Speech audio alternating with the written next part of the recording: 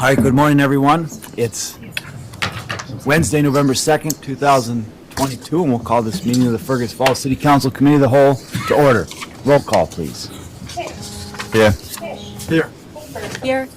Here. Absent. Thompson. Here. Arneson is absent, and Gustafson. Here. We have a quorum.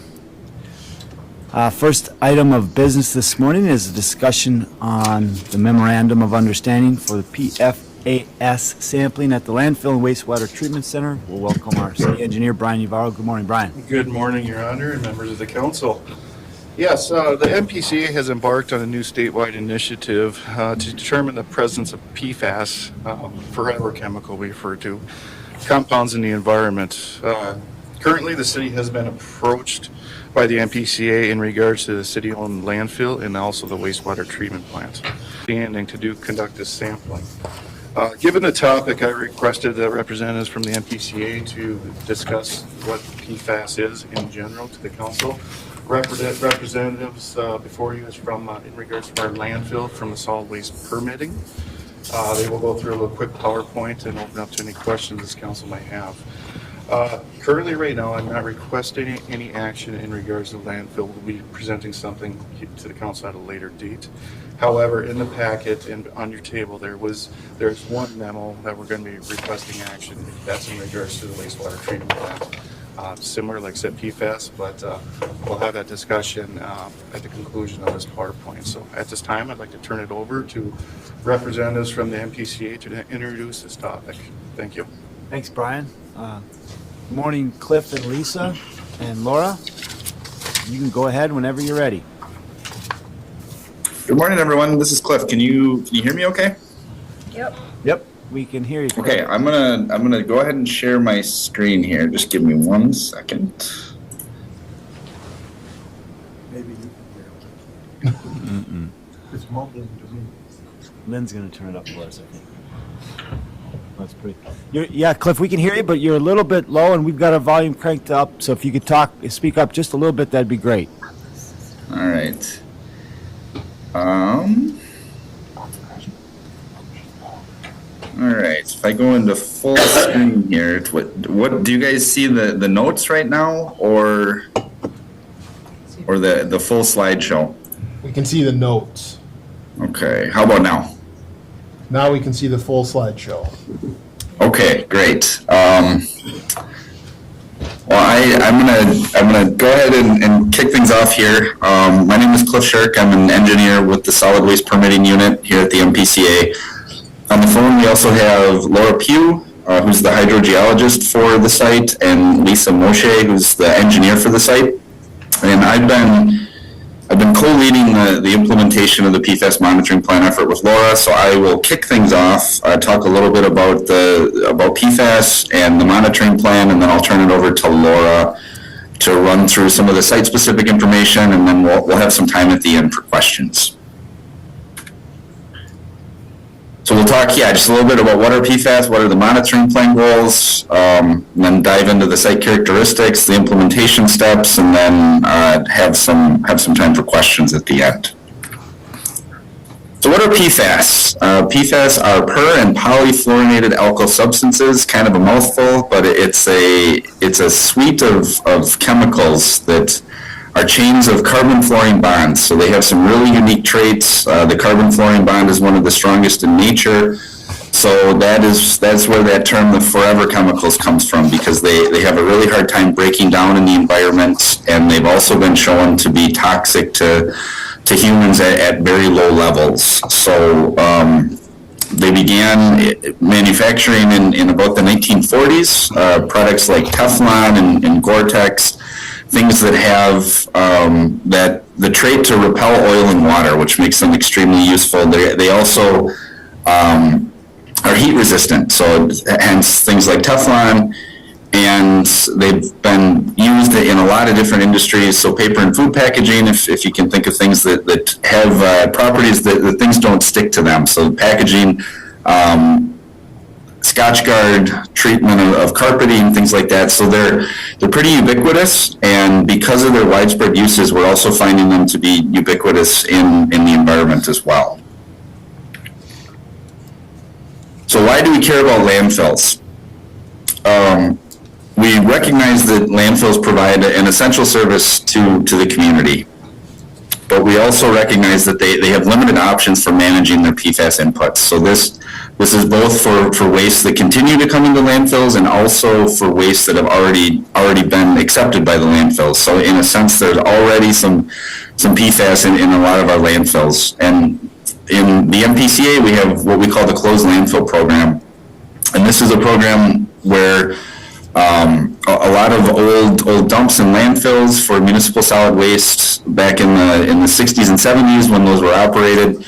When we got to the 80s and 90s, we realized that we have a problem potentially with all these landfills. So the MPCA took over these sites. There's about 110 in the program, and they've been sampling it for PFAS at these sites for over a decade now.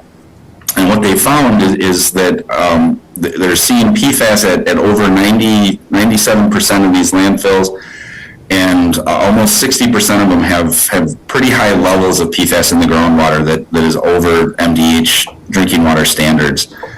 And we also have a corollary with the state of Michigan. They're a little bit ahead of us in their PFAS monitoring, but they have done things pretty similarly to how we are proposing to do this.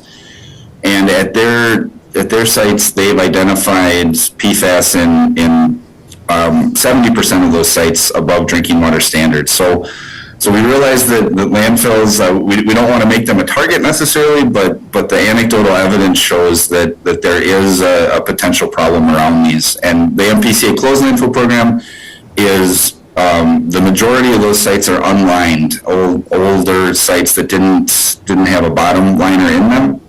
And so that's why a big reason that we're seeing that here.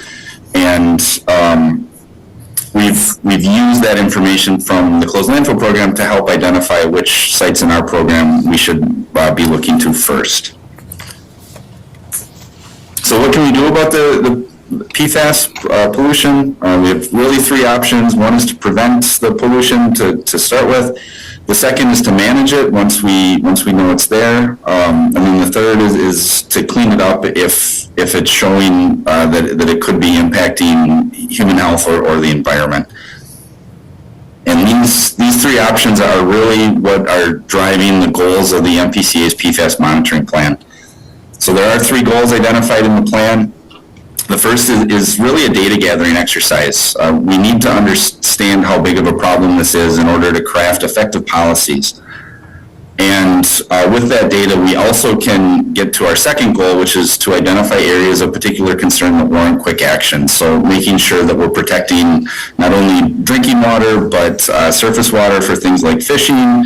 PFAS have been shown to bioaccumulate in wild game. And this is also can therefore make its way into our food sources as well. So just really trying to understand where the problem is, how big it is, and making sure that we're addressing it where we need to. And once we have this data, then we can start to galvanize support for PFAS source reduction and pollution prevention. So that's the final goal, and really being able to use this data to help understand how big the problem is and what we at the MPCA need to do about it with our policies and our actions.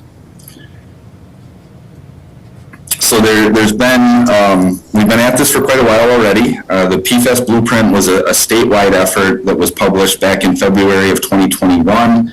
And this was not only for the MPCA, but also for other agencies at the state.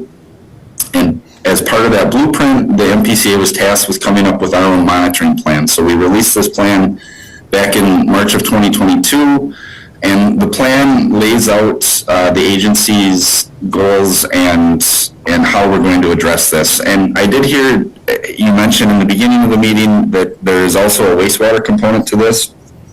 I do want to note that while there is there's 5 different programs at the MPCA that are working on this right now, wastewater being one of them, but we are here today just to represent the solid waste program. So I just want to make sure that that's clear. You know, we have these 5 programs that have been working together on this monitoring plan just to make sure that we're consistent across the board. So we are doing similar things like the use of a memorandum of understanding or MOU But today we're only here to talk about the solid waste program. And so the solid waste program, we began sending out requests for this monitoring in 2022 for the first wave of our sites.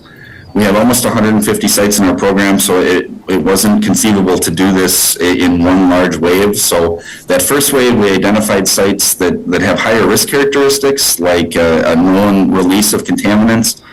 And we sent those requests out in 2022 with the request to sample in 2023. And then that second wave is the sites that may not pose as large of a risk, and those will receive their requests in 2023 with sampling in 2024. And then once we have this data, the goal for the MPCA is to generate a report. And this will be done to aggregate the data. We do not intend to use this to call out specific facilities or to show exactly where the problems are. We are really trying to use this data to help further the effort at the MPCA and really get a better understanding of how big this problem is and what we need to do about it. So with that, Laura, I'll turn it over to you. Hi everyone. I'm gonna turn on my camera show you that I'm a real person, just like Cliff and Lisa are too. I'm Laura Pugh. I'm the solid waste hydrogeologist assigned to Fergus Falls landfill and the co-lead on the solid waste PFAS monitoring effort. I wanted to talk a little bit about the characteristics of the Fergus Falls closed landfill. As you likely already know, the closed landfill was unlined and historically had accepted several kinds of waste, including municipal solid waste, combustor ash, and construction and demolition waste. And those are shown in the circled areas on the figure there. This has resulted in groundwater contamination that extends beyond the property boundary in both the shallow and the deeper monitoring wells.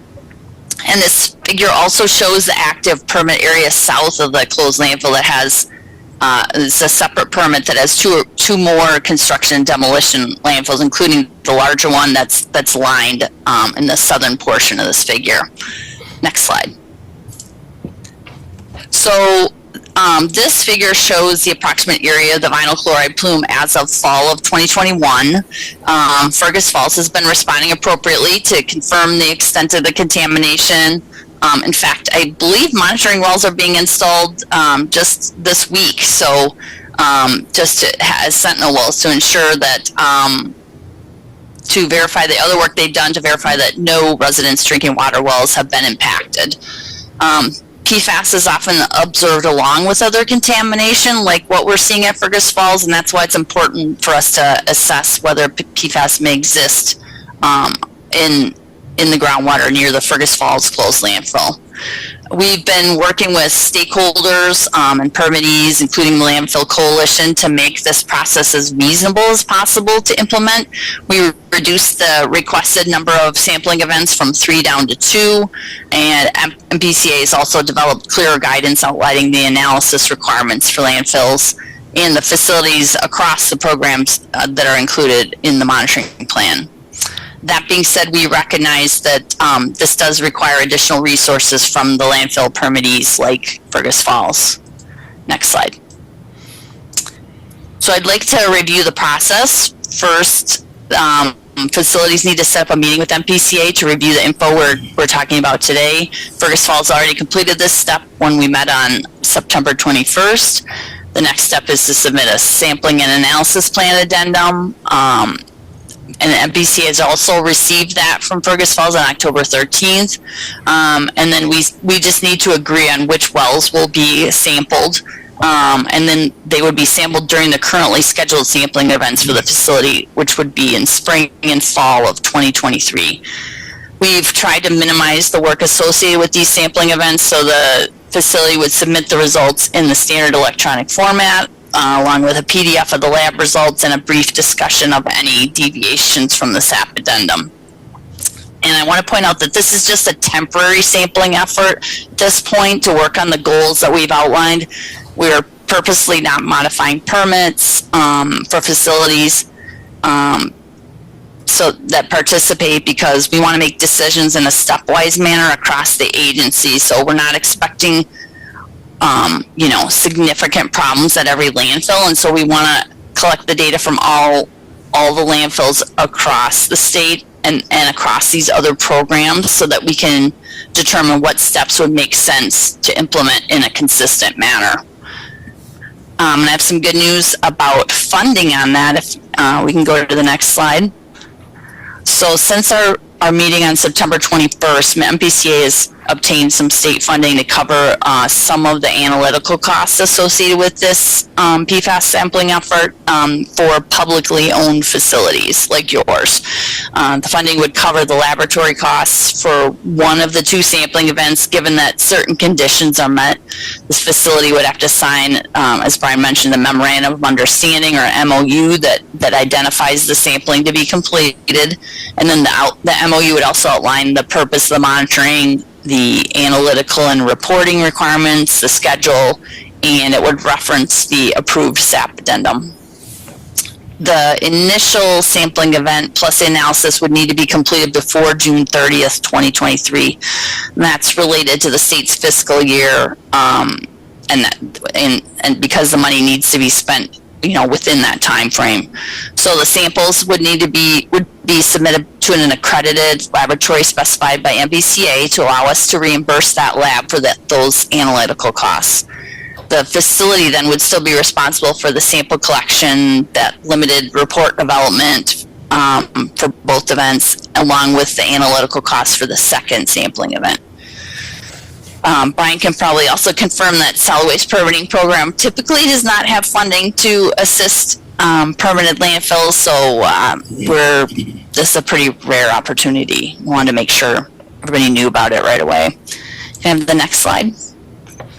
So what are the next steps? MPCAs will continue to work with Fergus Falls and their consultant to finalize again the list of monitoring wells to be sampled. It's targeted sampling, it's a limited list. And then MPCA plans to send out the final MOU by mid-November so facilities can look it over, and then it would need to be signed by early 2023 to allow us to provide the funding for that first round of analyses. That's what we wanted to cover today, and we want to thank you all for your time, and we're happy to answer questions at this point. Thank you, Lisa. Thank you, Cliff. Any questions from the council? I got a couple of Anthony, questions. here, go ahead, please. Hi, I'm Anthony Hicks. I got a couple of questions. Obviously, on the cost, what you said, obviously there's a grant available for the first test, and the second test would obviously be on the city. What do you estimate the costs of those likely to be? Yeah, depending on the number of wells, it would, which we're still basically working with the city on, it would be between about, let's see, I estimated somewhere between $22,000 and $4,500. So the more wells, the more money you'd get, but the more then you'd be responsible for the second event. Did you say 22,000 or 22? No, sorry, between 2,000 and 4,500. Right. And then, obviously, where does the county sit in this? Because obviously we're in the city, so is that just? Are you Oh, I see. Like, where is it located? Well, no. What is the county's responsibility? Because in the. Oh. Or are they involved in this or not? Yeah, the county wouldn't be responsible for any of the costs. The permittees, so we're working directly with the permittees, and they are responsible for any of the requirements related to the permit, and then any of the, obviously, if they voluntarily participate in this, they'd be responsible for any of the costs. And then my other question is, what is the method of cleanup? I mean, if you see obviously leaching that has high levels, I mean, what's the proposal to do? Sure. I don't know, Cliff, who has worked with the closed landfill program, might know more about this, but typically our main issues that we follow up is making sure that we've defined the problem. So if for some reason anybody was impacted, then we can actually treatment can be installed like at at the person's well, so that the people that say an individual house or residence was impacted by PFAS at a level of concern, then treatment can be installed at that home.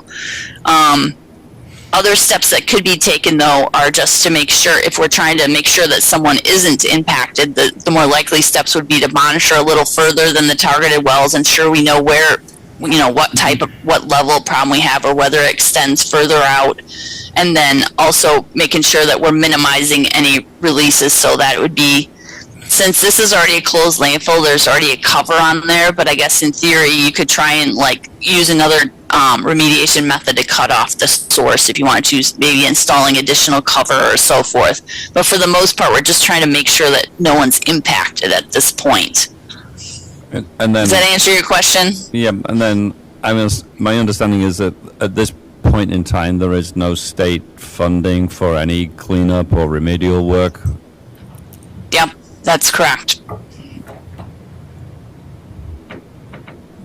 And then I suppose the other question is why it, this is obviously voluntary. When does it go from being voluntary to being mandated? Right. That's a good question. That's partly what we're working on, because it's not just us that's looking at it. Obviously, at the federal level, they're also looking at PFAS, and we are expecting at some point that regulations will come down from that level. I definitely can't give you a time frame on that, but at some point it would probably be likely to be in the monitoring plan, or in your monitoring program. That's part of your closure document for the site. I'm just trying to think about time frame if I can answer that. Yeah, it's not imminent, but I think it's coming. I don't know, Cliff, do you want to chime in at all on that? Yeah, I think that's right, and that's a big reason why we're doing this work, is to really get a better understanding of how big of a problem we have and what we need to do to address it going forward. So, yeah, Laura's right that eventually it will come down from the feds and probably make its way into permits. But for now, through at least 2024, this is how we're intending to handle this at the state. Thank you. Thanks, Anthony. Brian, thank you, Laura. Thank you, Cliff. Anything further? Scott? Yeah, go ahead. It seems that, something will be found, and there'll be some measure of it. And so to what degree does Minnesota set that measure level to say, at this point it's a problem, above this is bad, below this is okay? Are we just accepting or using the number that was established by, say, some federal agency, or is that point set by your agency, or where does that measuring point come from? Who's creating that and determining what's dangerous and what's not? I had a little bit of a hard time hearing, but I think the question was basically how do we know what's a level of concern, or what kind of standards are we using?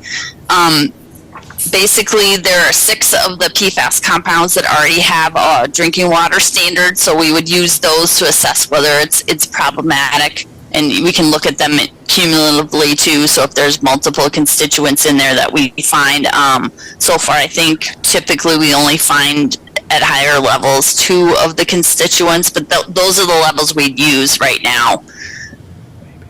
Are those 6 drinking water standards. Okay, I guess my question was, who sets the standards? Did you set them, or does the federal government set them? Where do those standards come from? The Department of Health Minnesota Department of Health set those. And they're the same ones being used across the state. So for instance, in the East Metro, where there's been the larger, higher concentration plumes related to the 3M releases and so forth. So I think following up from what Scott was saying, is that the MDH standard, is that the same as the federal government, or is the federal government higher or lower? Is it a universal standard? That's a really good question that I'm not entirely sure on. I know that the Fed is in the process of proposing some new ones that still need to be adjusted, but I know MDH does its own evaluation. Yeah, Laura, I think it's it's the state, the MDH has done toxicological studies, and that's how those limits have been set. And in some cases, they're the same as the federal levels, but in some cases, they're our own numbers. Any other question, Jim? Brian, do we have the wells there already that they will use to test, or do we have to drill wells? Yes, Councilmember. Yeah, I believe we do. Just to recap a little bit from the initial reach out with the NPCA, they submitted a plan where how many wells they wanted us to monitor, which were all existing. We have hence responded with a lower amount of wells, but still using our existing wells. So based on where we know, we haven't finalized that. That will be memorized in the MOU, but they should be all existing wells at this time. And Brian, Yeah, Bill, go ahead. any costs related to this on the city side would come out of our financial assurance agency funds, right?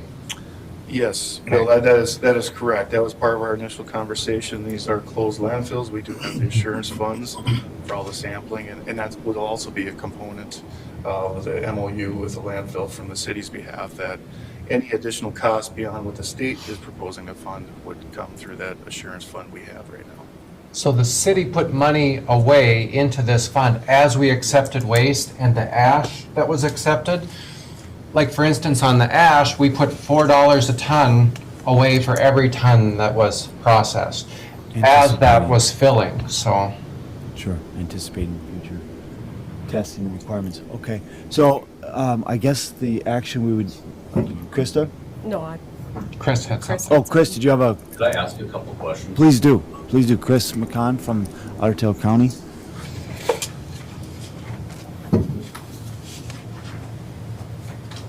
Good morning, Chris. Good morning. Hi, I'm Chris McCon from Ottertail County. I'm just curious because I don't know. Laura, could you describe like what the intervention limits are for the PFAS compounds that you're testing for? what the levels are. Yeah, what is the Minnesota Department of Health level that you were referencing? Yeah. I am just trying to look that up right now. Maybe PFOA, if you have that one. I'm sorry, I did not bring that up in anticipation of this meeting, so let me, if you find it first, Cliff or Lisa, please jump in.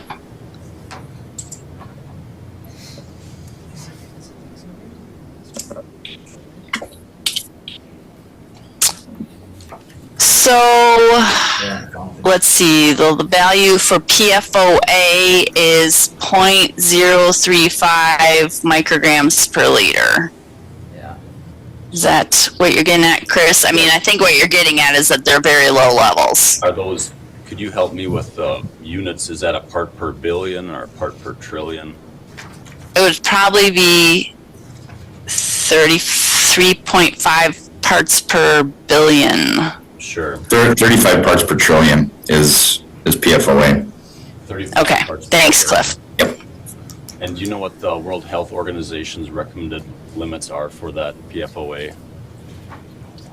I do not know that.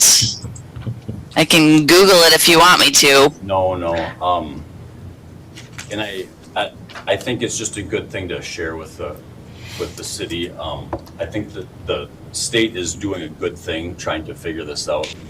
PFAS is a chemical that's harmful, and they want to characterize it. I do think there's a few things that should be shared additionally, maybe on a bigger picture outside of groundwater monitoring. From what I've read, there's a fair amount of debate on this because it's a newer subject. Newer meaning in the last decade. As I've read, World Health Organization has significantly higher limits. Higher meaning, they think the chemicals aren't as dangerous as what the EPA is publishing. So there's a little bit of controversy on that. I still think gathering data is valuable to understand what's going on in the environment. But I do have some concerns because if you just look at those numbers, parts per trillion, it wasn't long ago that we dealt with parts per million. Parts per trillion is 1,000,000 times less concentrated than parts per million.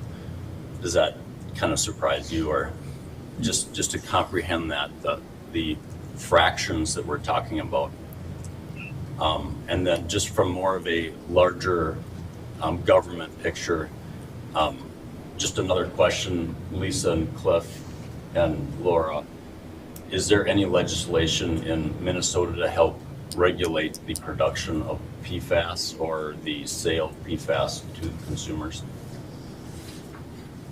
Yeah, I'm not sure what's in the hopper right now, Chris. I know that there has been initiatives passed, for example, of a PFAS ban in food packaging. So the MPCA continues to bring those kinds of things forward to the legislature. Whether or not they end up in a bill is kind of beyond the work that we do. But it's certainly something that we continue to work towards. And a big reason for this data gathering effort is to have that data to be able to go to the legislature and show them how big of a problem this is. And so that's why this initial piece is, it's part making sure that we're protecting human health and the environment, but it is also getting our arms around what these numbers look like and what kinds of funding sources we might need going forward to help with this problem. Yeah, and I'm not speaking in favor or against your decisions. I think it's just really important stuff, because as I've heard and read about this, literally when you go to McDonald's and you open a cheeseburger, the wrapper has PFAS on it. So in the environmental realm, when you go back to the fundamentals of solid waste management and also wastewater treatment, if we're generating stuff with PFAS on it, it's hard for the end of the pipe, we're kind of called end of the pipe, to be regulated. Like, essentially we're being told you have to fix the problem that the rest of the world has created. So I just think it's something to think about in how we're solving the problem, because like if you're an alcoholic and you're driving off the road, you have to quit drinking. So in this, if you keep manufacturing PFAS and putting it out in the environment, the landfills, I'm not trying to make their goal irrelevant, but it's kind of a backwards philosophy. And I don't blame that on the MPCA. I think it's, not to make the legislators bad, but I think they hold the solution, and that should be actually leading the charge on this. So we at the county did not elect to sample, and one of our concerns is stranded assets. The system of addressing environmental contamination has changed a little bit. I think it has to do with the public perception and how the government is reacting to that public perception. If you look back at a lot of other contaminants, there's a lot of solution has been natural attenuation. You look at DDT. DDT was a big bad thing with pesticides, and the EPA rightfully outlawed it, and that regulation was passed down, and it naturally attenuated. Bald eagles populations were crashing because that DDT was killing their, the babies. There's a fair amount of data showing that if you quit producing PFAS, it does naturally attenuate. Closed landfill cleanup program, their primary solution to groundwater contamination has been putting a cover over landfills and naturally attenuating. The underground storage tank pollution that was done in the 90s, where there was leaking tanks, lots and lots of money was spent on it. And what they did was they pulled the bad tanks, they put in tanks with leak detection, and they naturally attenuated the contaminated groundwater. So just some larger picture policy and practices have been done in the past and how we should work in the future. Thanks, Chris. Anyone on the council have any questions for Cliff? Brian, any closing comments? No, Your Honor, no. It was, like I said, I want to appreciate the MPCA for coming before you right now. The action that we're going to move on to quickly here is not, like I mentioned, the landfill. We'll be presenting something later, at a later date here in regards to that memorandum of understanding. The only action I'm requesting is in regards to the wastewater treatment plant. So unless Laura, MPCA, you guys have any other questions, we appreciate everything you've done thus far. So. Thank you, Laura. Thank you, Cliff. Thank you, Lisa.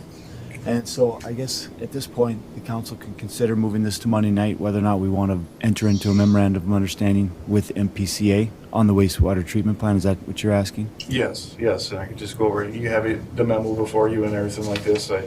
just want to point out, like we talked about in this discussion here, PFAS, you know, the wastewater treatment plants, are receivers of this known unknown chemical and everything.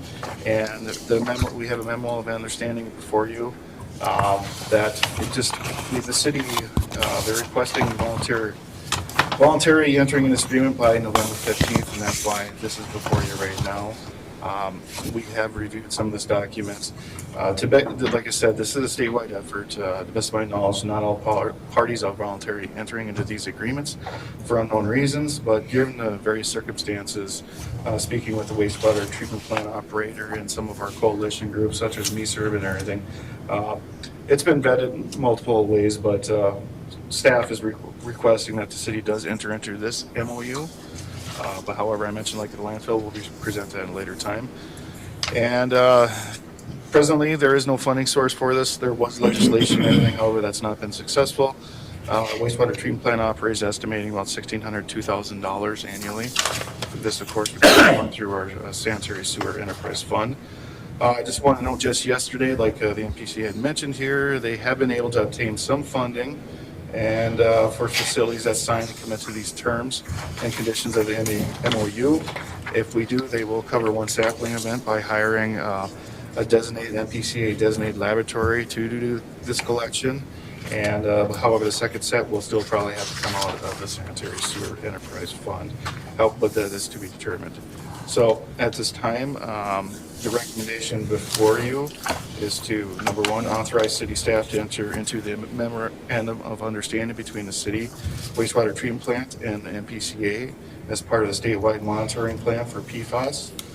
Or the city council can decline to participate in this voluntary program and wait for further action by the MPCA to mandate the sampling and find a suitable funding source. So that's requested action at this time, Your Honor.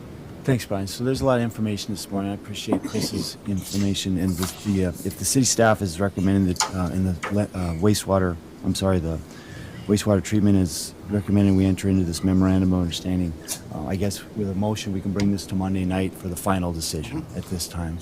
That's what we're looking for. I think bring it to the council, but don't put it on the consent agenda. Not the consent. I agree with you on that. And I think there's time to ask more questions of staff, ask more questions of the MPCA. I have some more questions for Chris. I'd like to enter into a conversation with him. So I appreciate the conversation. Lots of information this morning. Someone can make a motion to bring this. I'll make that motion. Council on Monday night. Thank you, Anthony. Thank you, Brent. And again, not on the consent agenda. We'll have more conversation Monday night. Thank you. All in favor of that motion, say aye. Aye. Opposed, same sign. I'd just like to make one comment. I hate that word voluntary because it always means non-funded. Thank you, Jim. And with that motion carries. We'll have further discussion on Monday night. Item number 2, we'll have a update on the Downtown Riverfront Phase 2 ordinance. Welcome Bill Sommer. Good morning, Bill. Good morning. Thank you, Your Honor and Council.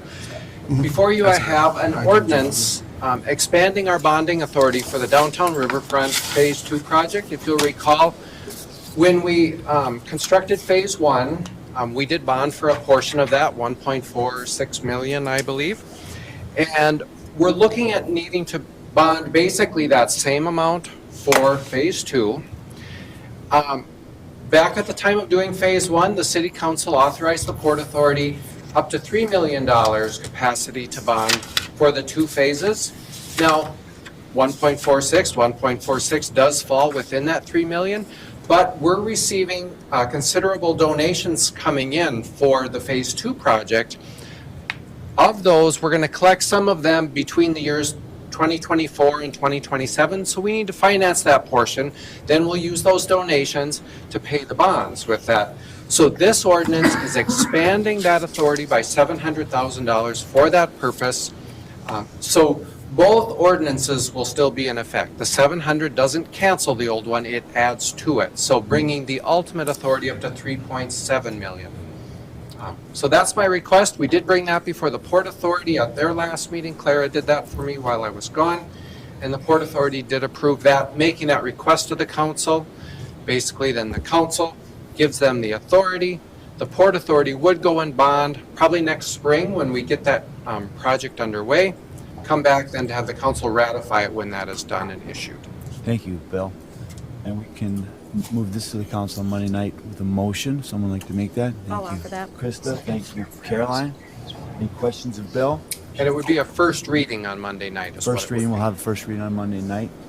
All in favor of that motion signify by saying aye. Aye. Opposed, same sign. That Thank you. motion carries. Thank you, Bill. Next, we have a zoning update for THC edibles, beverage, and manufacturing. Call on our Community Development Manager, Clara Beck. Good morning, Clara. Good morning, council members. Yes, the Planning Commission has been working on this for a couple months now, and we wanted to get the language in front of you for some discussion, maybe approval before we have Rolf do a draft that then comes to council for ratification as an ordinance. So, as you may recall, back in July, the last legislative session allowed for the inclusion of some THC in certain edibles and beverages, which is different than what we've seen before officially in state law. So in response to that, what council had requested is that Planning Commission take a look at our zoning ordinances and find places where it would be acceptable for the sale of THC and also for the manufacturing, because the new legislation also allows for some forms of manufacturing. So Planning Commission took that directive and did some really good work and has come forward with what you see in the memo, which is that, one second, let me pull it up here. They are going to, if you approve this and then send this for a draft, they would like to define what THC is within our zoning ordinance. In Minnesota, most THC is coming from hemp. That's what's allowed to be grown through state processes. So that's part of where our definition is coming from, is from state rules. So it's kind of a conglomeration of what we've seen from other municipalities and at the state level where our language is coming from. So defining hemp-derived tetrahydrocannabinol, edibles and beverages, defining what the processing and manufacturing is, and also defining what hemp and industrial hemp is, which we're just taking from the state. And then what we would request to do is restrict the sale of THC edibles and beverages to B3, B5, and B6 zones. And in discussion with the city attorney, there would also be options that would be allowable under our current zoning that would allow for some sales in an industrial zone should somebody be doing manufacturing and want to do some limited sales on site. So we don't have language exactly addressing that, but our current zoning would address that. So overall, sales in B3, B5, and B6, which would be essentially like our downtown and then our strip mall areas. Then amending then the language to say retail establishments selling THC edibles and beverages in those zones that I just mentioned, so it would just be an allowable use, similar to the other allowed uses that we already have listed in there. And then allowing for the manufacturing of THC edibles and beverages in zone I2, which then by extension includes I3. Amending then those sections to include hemp processing or manufacturing, and then by conditional use permit allowing for manufacturing in I1, B3, B5, and B6. So that would mean that if somebody were, say, had a business downtown where they were already selling some sort of a THC good, they could also do some forms of manufacturing on site. So when you're looking at like a food item, you would be what the manufacturing would cover would be including the THC with the food material together. So if you've got a downtown business, by conditional use permit, you could then also manufacture in that business. So that's kind of where Planning Commission is at this point. They feel that this addresses what council had asked for, that it's placing it in the zones appropriately and allowing a path for manufacturing, which we did not have beforehand. They feel it's not overly restrictive. We have had one local business owner who has weighed in on this as we've been working. She feels that this is also not overly restrictive and that it would help protect the business that she is getting up and running. So we've had good feedback on that. The timeline that we're looking at is that Planning Commission is happy with the work that they've done. They would like council then to push this forward for a draft of the city attorney to then go for a first reading possibly by November 7th. What we're looking at is the county imposing possibly their own moratorium that would cover the entire county if we already have our own rules in place. Right now, there is an avenue for us to opt out of that moratorium, which is, I think, what we would like to do to help protect our businesses who are up and running and already selling THC items. So we would like to see language coming from Rolf that could then be discussed on November 7th and have a first reading. Thoughts or questions about the work? Thanks, Claire. Anyone have any questions? Someone? Yeah, Scott. You mentioned that CUP would be required for hemp processing and manufacturing, but apparently not required for the other items, the retail and the placement and general business district and all that. Right. Did the Planning Commission consider requiring a CUP for any condition, for all of these various possibilities of how this might be addressed? Say more about what you mean. So, like with the sales of it? Yeah, or- so if somebody wanted a permit to sell this in their business, apparently there wouldn't be a CUP required typically. In specified zones. So, I guess what Planning Commission attempted to do was kind of match what we have for tobacco. So, tobacco has a separate licensing process. So, there is a process that with tobacco you go through to ensure that law enforcement knows where it's being sold. We're looking at something similar for THC, do not have it yet, but tobacco has specified places in the city where it is allowed to be sold, and we kind of matched where we would be selling THC to where it would also be allowed to sell tobacco. So yes, it would be an allowable use without a CUP in the B3, B5, and B6 zones. Other questions of the recommendation from the Planning Commission? Would someone like to move that we bring this to the council for consideration on Monday night? I'll offer that. Thank you, Krista. I'll second. Thank you, Caroline. Further questions? All in favor of that motion, say aye. Aye. Opposed, same sign. That motion carries. Thank you, Clara. Item number 4 is Airport Automated Weather Observation System, also known as AWOS. And Brian Navarro is going to talk to us about that. Thank you, Hunter. Let's move on to a different topic. Yes, this is in regards to the automated weather observation system at the airport. In June, the council awarded the construction services contract to Neo Electrical Solutions. That was, however, contingent on receiving the state grant offer. So since we did this contingent awarding and we submission to the grant for a final grant application, I just want to note there was the power source that served this new site was altered due to ongoing discussion between the FAA and state aeronautics. The initial planned electrical service route requested by MnDOT Aeronautics Operations consisted of installing a new transformer at the new AWOS site, and that's how this project was quoted. The MPCA responded by requiring an updated Exhibit A for the airport due to the addition of this new utility easement. To update the Exhibit A, this would be very time consuming and costly. Therefore, we requested a change order from Neo Electric to install the power service from the existing glide slope transformer. The net for this increase is approximately $40,000 to the contract.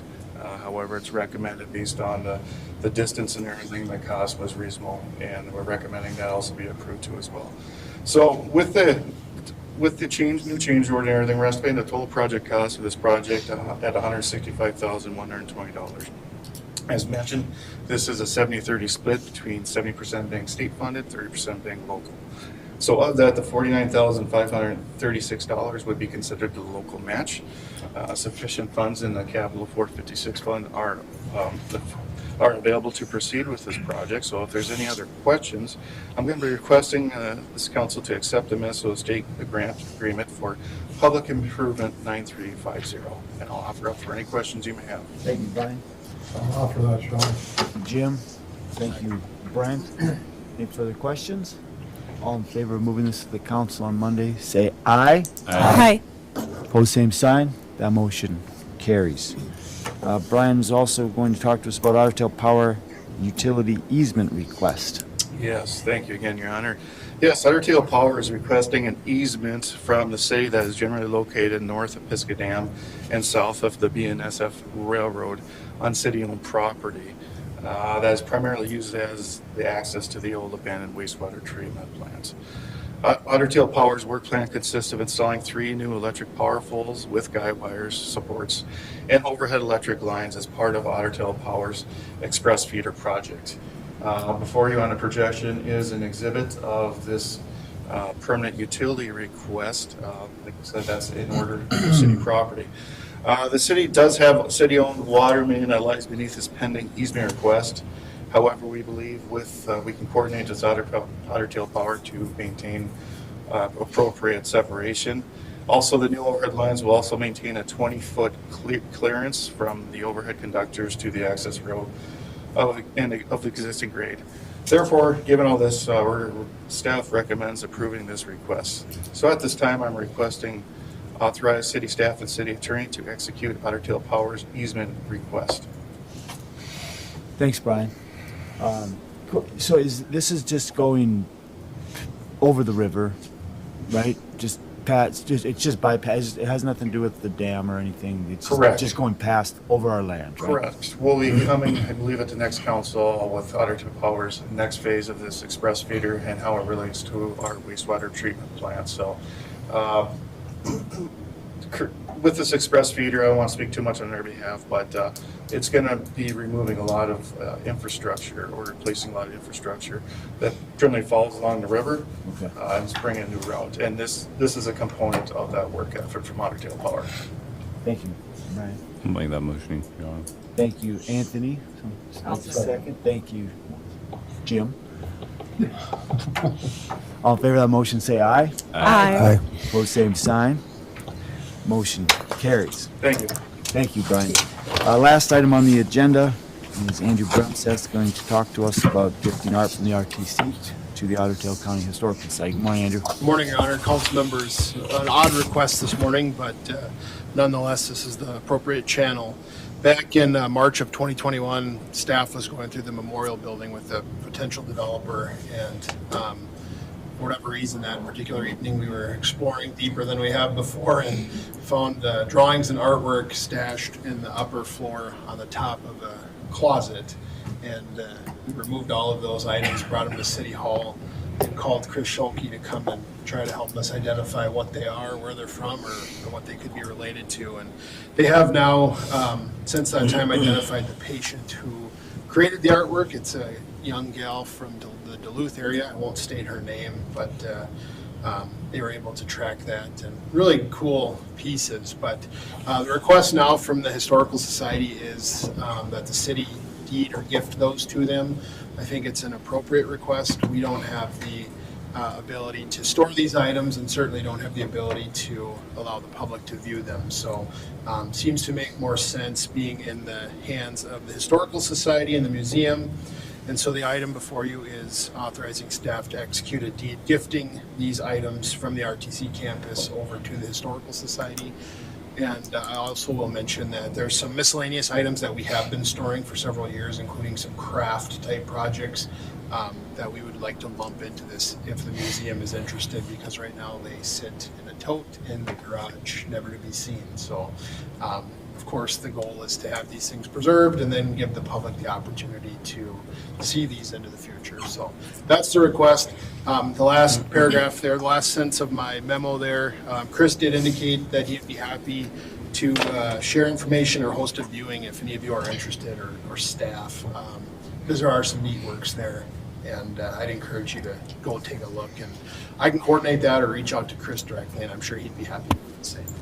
Thanks, Andrew. Just out of curiosity, are they works that are specific to Fergus Falls? Are they of the campus, or are they just general artwork? Yeah, my recollection from March of 2021 is that they're not specific to Fergus Falls, but more general, like birds, characters, colors, a lot of variety. But I don't believe anything specific to Fergus Falls. Thanks, Andrew. I think Chris is the best place for him. Yeah. I'll offer that. Thanks, Jim. Thanks, Scott. All in favor of that motion, say aye. Aye. Opposed, same sign. Motion carries. That's the last item on the agenda. We do have a work session coming up at 8. Couple announcements before we adjourn. Leaf pickup started about 1 hour and 55 minutes ago, so hopefully you have your leaves out on the boulevard. That's November 2nd at 6 a.m., just for those who are watching on TV. November 7th, next council meeting. Lynn, any comments? General election a week from yesterday, November 8th. Polling places are open. Get out and vote. If you have any questions at all about where to vote, how to vote, call City Hall. Lynn will help you. We want to say thank you to Lynn.